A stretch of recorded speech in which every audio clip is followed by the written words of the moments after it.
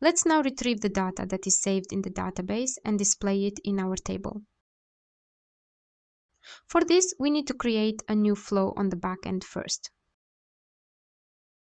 Similarly, we will need an HTTP in node,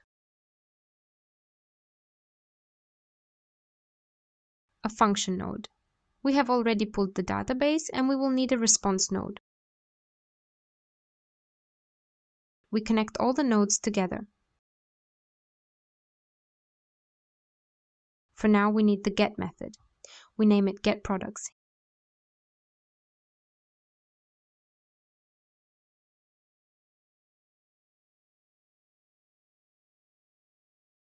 Here we need to specify that we want to return all data from the database. So our payload is an empty object. That means that we need all data. We need to specify the collection in which we made the record and leave the find operator.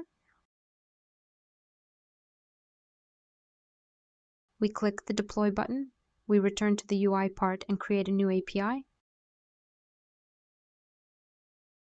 We name it getProducts. Similarly, we retrieve the link to Node-RED using env and add the endpoint name. This endpoint name matches this name.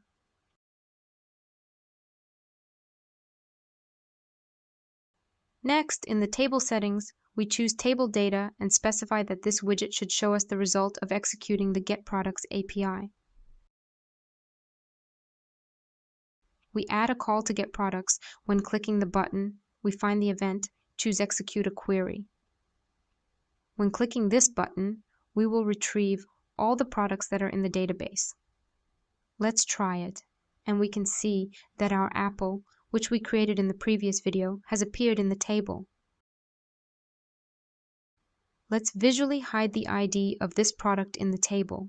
This is what the product table will look like.